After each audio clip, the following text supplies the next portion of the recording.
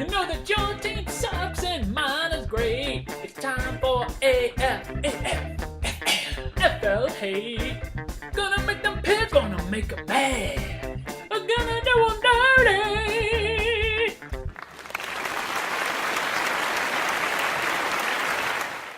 Well. Look who's back. This is comfortable. This is right. This is how it should be. AFFL Week 6 preview. Picks last week by our guest host, Brian Barker, went 3-3, perfectly encapsulating the very average job he did with the preview as a whole. Let's get right to it! ISIS, 2-3, going up against Animal House, 3-2. Let me give you some cliche about the best laid plans, mice and men, etc., as going into this game. I will not have AJ Green. He aggravated his toes stretching this week. I may or may not have Calvin Johnson. A lot of things going on around there. Fortunately, the vaunted depth that I've been talking about all season will have a chance to step up and show that it belongs. Joik Bell likely drawing into the lineup. I like that because Bush is out. So he's going to get to tote the rock there. Eddie Lacy, of course, is going to be in. Lamar Miller, I like him going up against Green Bay because the Green Bay running defense is awful. And this whole thing about no Sean Moreno coming back. I mean, the guy grotesquely dislocated his elbow, is famously injury prone, and if he comes back, he's going to be wearing an elbow brace that makes that thing that J.J. Watt wears look like a wristband. So I'm not too worried about Miller losing carries there. Alshon Jeffrey going up against the Atlanta secondary. I mean, yes, please. I'll have some of that. I'll have seconds.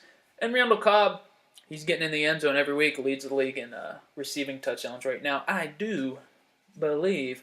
And the Bengals, I'm hoping they get at least 5 points.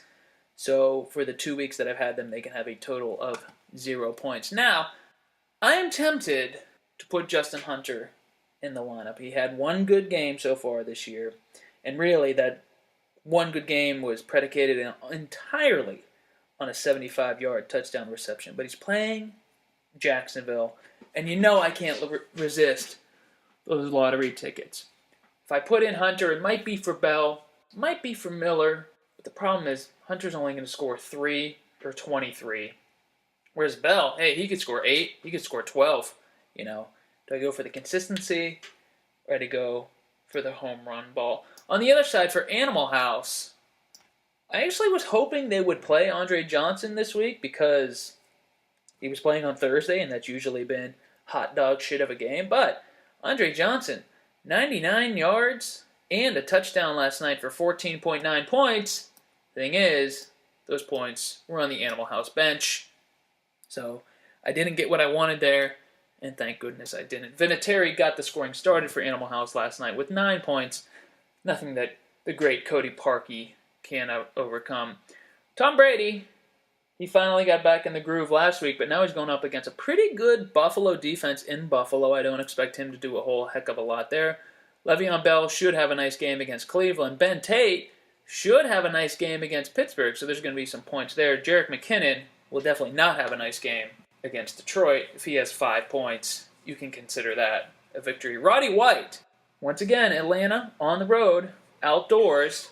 I don't love Roddy White here, but I think Kyle Fuller will be on Julio, which means Roddy will be the best option all of the time. And Macklin is most certainly going to get in the end zone because that's all he does anymore. So what we have here is another remarkably crucial game for the ISIS, which is not out of the woods yet. The patient was admitted to the hospital in terrible shape at 1-3, recovered a bit last week, is out of a coma, but is still not ready to be released. There's still a couple things to keep an eye on. If they lose this game, all could be lost, depending on how the rest of the schedule breaks out across the league. But if they win this game, and they get to 3-3, and Animal House is 3-3, ISIS is going to be coming on strong down the stretch. And let me tell you what's going to happen here. Animal House is going to go to bed Sunday night with a 7-point lead. But the beleaguered, disrespected, beloved only by me, Colin Kaepernick, on Monday night against St. Louis will lead the comeback, put up double digits, and lead ISIS to the victory that they so desperately are craving. ISIS, 89, Animal House, 84. Timmy doesn't have any friends. Somehow 3-2. Lethbrecht, very expectedly 2-3. And this one is going to come down to the quarterbacks. Andy Luck, franchise player, 23 big points for Gary last night. 370 passing yards. My goodness. For Scott, the extremely expensive Drew Brees is on a bye this week, which means that Geno Smith, who scored negative 0.6 points last week, who possibly would have been benched this week for Michael Vick if Vick didn't admit for some reason that he didn't take practice seriously last week, is who Scott needs to save the week. And let me tell you something. I'm going to go out on a limb here and say, I don't like his chances. Also for Gary, Bishop Sankey, first-round pick, going to get most of the carries. I think Sean Green is hurt or dinged up, and they're going up against Jacksonville. This could be the week Bishop Sankey puts himself into an NFL end zone. Mike Wallace going up against Green Bay. I do like it. Green Bay doesn't have much of a secondary. Miami should be thrown to try to keep up. Terrence Williams, don't think he'll do much. Mohamed Sanu, I get what Gary's going for here. I understand it. It makes sense. A.J. Green's out. Sanu's the number one guy, but against Carolina, I would expect Cincinnati to go run heavy. I don't think Sanu is going to put up like 25 points or anything just because he happens to be the number one guy. But what's Gary going to do? Put in Toby Gerhart, put in Cordero Patterson, put in Pete Garçon. I mean, actually what he could do is put in Jeremy Hill because, as I just mentioned, Cincinnati should be going heavy on the run, and I'm not the only one to think that. We'll see what happens. Julius Thomas, he, of course, will find his way into the end zone. And the Patriots' defense against Kyle Orton in Buffalo, I don't know. What do you want from me out of that one? For Scott, the first two players in his lineup are Geno Smith and Justin Forsett. So, I mean, we could keep going through the rest of this roster, but why bother? Instead, I'd like to talk about Scott's current contract situation. Adrian Peterson submitted to a drug test as part of his court-ordered bail for whipping his kid with a stick. And as the story goes, as he's handing in the pee, he says, hey, by the way, smoked a little weed recently. Probably going to find that on the test, which, lo and behold, goes against the terms of his bail. He wasn't allowed to do it. It was pretty dumb, and it makes it even more unlikely that Adrian Peterson will play again this season and ever for the Vikings. So Scott is in a bit of a quandary here. He's going to get nothing out of his franchise spot. Probably needs to just cut Peterson and move on, knowing that once he cuts him, somebody will pick him up and maybe give him a 2-year contract and right about next year, but we're not even sure Peterson will play next year. Calvin Johnson is on the block. Would be a great franchise player pickup for Scott.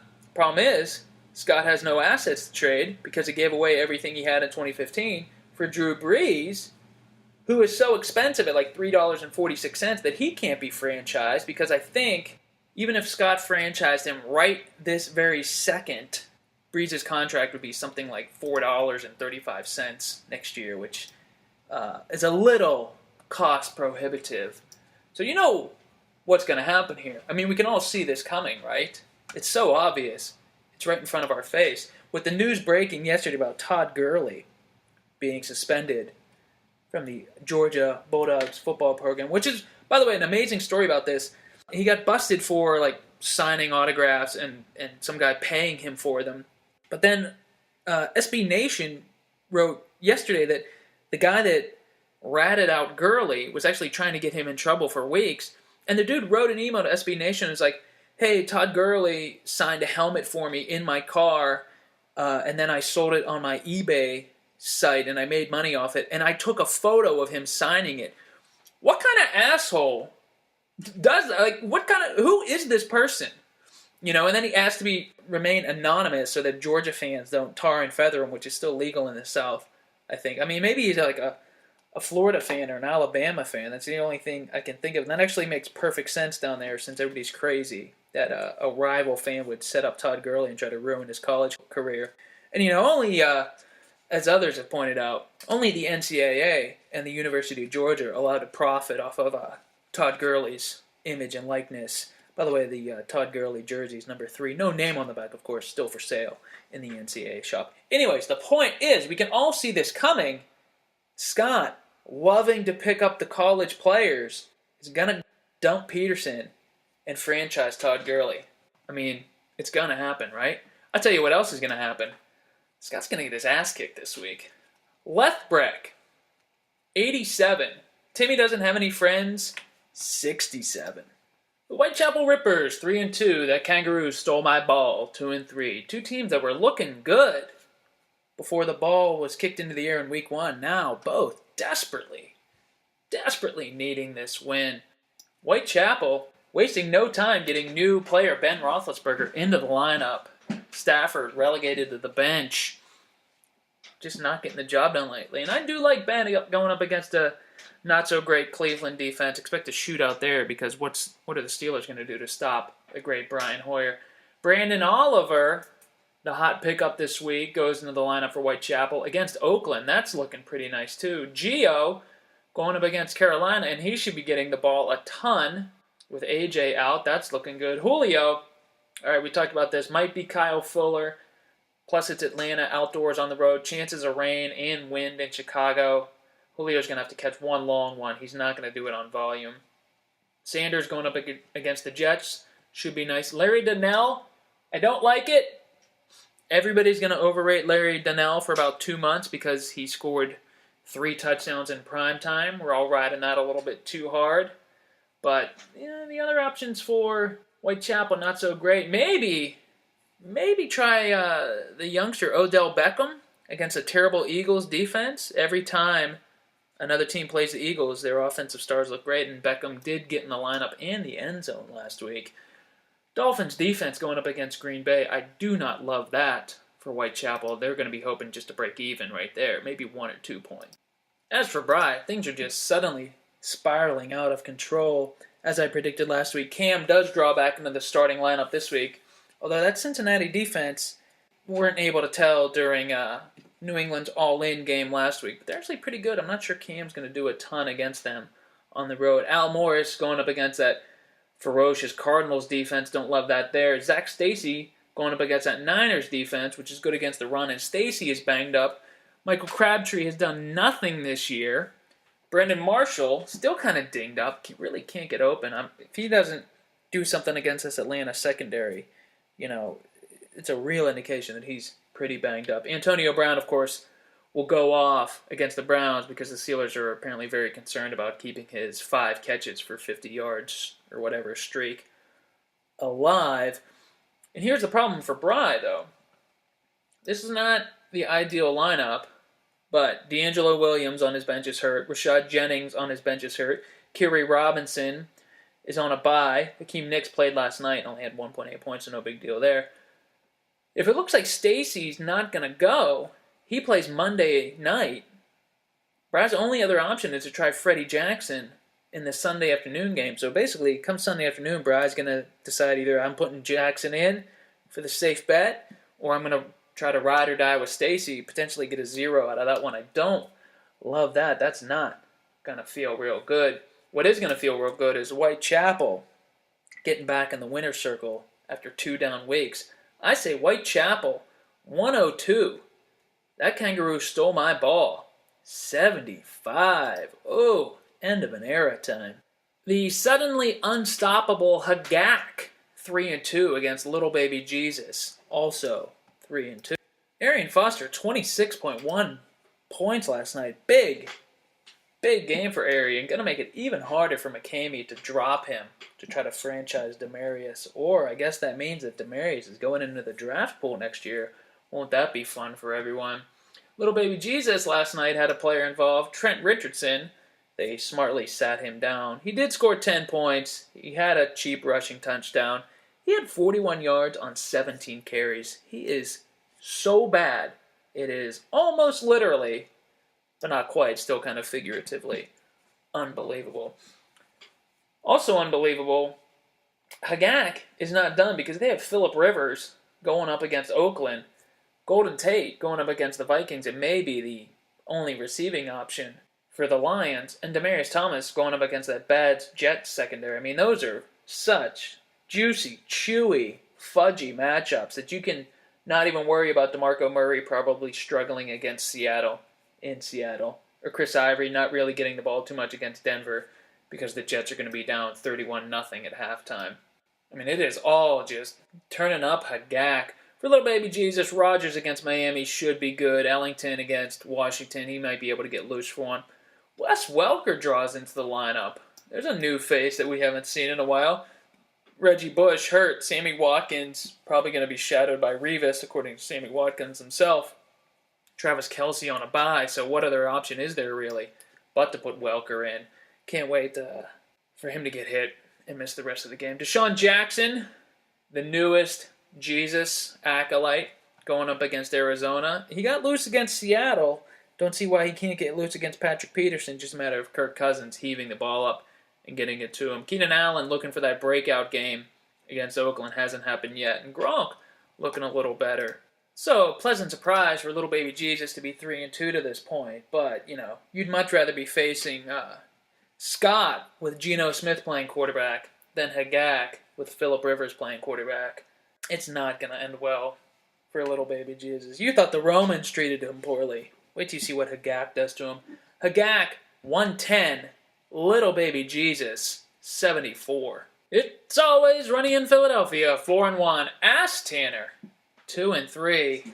This one got off to a rip-roaring start last night. 31.8 for the Ask Tanner, 13.1 for It's Always Runny. And you look at the Ask Tanner lineup and think, well, T.Y. Hilton, of course, went off 223 points and 223 yards and a touchdown for 28.3 points. Great game there. But Reggie Wayne only had 3.5 points, so it took 2 roster spots to get to that 31. Not such an advantage. And then you look on the other side, and you see that DeAndre Hopkins had 1.2 points. Ahmad Bradshaw had 11.9. So Runny also burned 2 roster spots last night. And here they are down 18 points at a bit of a disadvantage. Now, interestingly, Reggie Wayne was traded this week for Matt Asiata. Reggie Wayne put right into the starting lineup. Not sure if Barker did that on purpose before the Thursday game so that Chris would be more likely to play Wayne, or if Barker would have played Reggie Wayne if he had kept him because he's benched Asiata, and then maybe he would have had an extra 2 points over Hopkins. Who knows? The one thing we do know, Matt Ryan, outside on the road, not going to have a great game this week. LaShawn just not getting started at all. Frank Gore should be okay against St. Louis, you would think. But, I'm just going to point this out right now. St. Louis is wearing their Super Bowl title year throwbacks, the blue and yellow old-fashioned LA Rams ones. That's going to be a home dog on Monday night wearing throwback uniforms. That is a deadly, deadly situation for the Niners to be walking into. Just keep that in mind. And yes, that sort of contradicts what I said earlier about Kaepernick. Vincent Jackson getting back into the lineup against Baltimore. Barker chasing last week's points there. That's never a good thing. And he's starting the Jets defense against Denver in Denver. CBS says projected -1. That seems optimistic. And new running quarterback, Austin Davis, relegated to the bench. Barker dropped Kirk Cousins this week in favor of Austin Davis. The through line on both of those guys is that Barker picked them both up after they had played the Eagles. No coincidence that the Eagles have made every quarterback look good. If I was Barker, I wouldn't be chasing the quarterback that just played the Eagles. I'd be looking ahead to quarterbacks that are going to play the Eagles. I know Eli is occupied, can't be gotten this week, but there are other guys out there that are going to play the Eagles eventually. Like, say, Kirk Cousins, who's going to have another game against them probably. Davis does not get in the starting lineup. Like I say, throwback uniforms, home dog, Monday Night Football. I kind of like Austin Davis here. Might have a better game than Matt Ryan. By the way, speaking of Matt Ryan, outdoors, in the weather, on the road, not so good. Looking way ahead to Week 14, Wild Card Week. The Falcons travel to Green Bay. As for the Ask Tanner, they're putting Russell Wilson back in the lineup, putting Jay Cutler to the bench. Dallas, Defense is actually coming on a little bit, not as ridiculous as they were in week 1. Cutler facing a terrible Atlanta team that every other quarterback has torched so far this year. I would put Cutler in the starting lineup, but, Chris wants to chase last week's points, and that's his prerogative. Andre Williams against Philadelphia, that's really nice. He's going to get a lot of carries, and we talked about how bad that Eagles defense is. They make every quarterback look good. Why not the running backs? Percy Harvin, not doing a whole heck of a lot since week 1, but it doesn't matter when T.Y. Hilton goes off and carries the whole team. Gotta say, I still don't like the trade Christian made long term, but it certainly paid off this week with T.Y. Hilton. Victor Cruz hasn't been great this year, but again, going up against the Eagles, look for him to get some points this week. It's going to be a romp for the Ass Tanner. It's always runny. They're going to score their normal average point rate, not look so good, but they're no longer getting off the hook with weak opponents. All of a sudden, they're going to be 4-2, and that ship's going to be taken on water. Meanwhile, every Albert in the league is going to be 3-3, and I don't know what could better speak to that family's mediocrity. I say Ass Tanner, 108. It's always running in Philadelphia, 64. Sigmund and the Sea Monsters, 1-4. Riggins Riggs, 2-3. The only person in this league who has more right to complain about how the schedule is shaken out so far is Mike Barker. He's faced the most points against so far this season, but he's getting a mini vacation this week. Things are looking really good for him. Now for Tim, Peyton Manning obviously going up against the Jets. That's going to be a lot of points. Ronnie Hillman, Benny Cunningham. I mean, maybe he gets in the end zone, a part of that Monday Night Shocker special. We'll see. Michael Floyd, Washington's not great, but neither is Logan Thomas, and he's the starting quarterback for Arizona this week. Kelvin Benjamin, look for another shutdown game from him, from that good Cincinnati defense. And Larry Fitzgerald, the newest Sea Monster, I guess he's happy to still be on the team after it went public that Tim tried to cancel the trade for Larry Fitzgerald after the fact. By the way, Deshaun Jackson, this was a straight-up trade, Jackson for Fitzgerald. Right now, Deshaun Jackson has like 35 more points than Fitz. Now, in fairness, Jackson had 17 points in the Monday night game. So at the time of the trade, Jackson only had 18 more points than Fitz in that straight-up deal.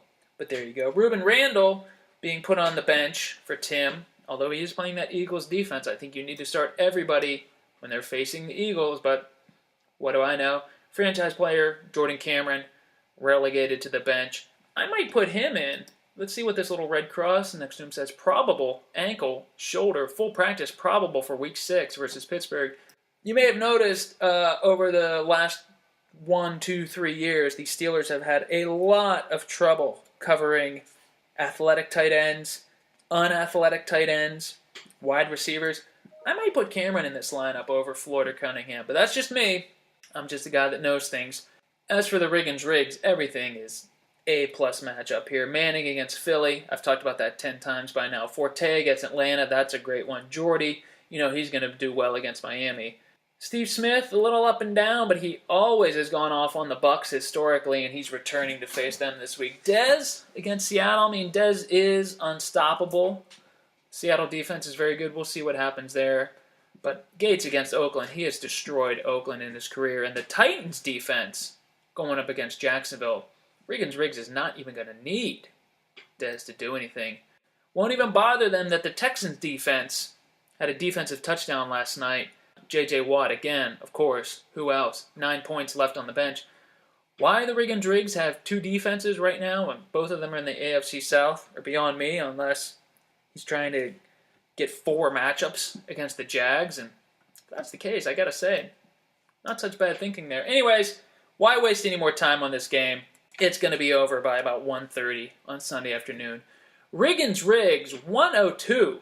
Sigmund and the Sea Monsters, 60. So there you have it. All the picks are in. Every game is going to be a blowout this week, except, of course, for my game, which I will be sweating until the 4th quarter of Monday Night Football, hoping that I can get the win. And the playoff picture is going to continue to muddy itself, which each one of these wins, head-to-head tiebreakers being very important points, head-to-head division, all the tiebreakers being set right now. This one's going to come down to the wire. Very interesting. Of course, with 6 weeks left in the regular season after this, who knows what could happen? Could be a lot of roster shakeups out there. We shall see.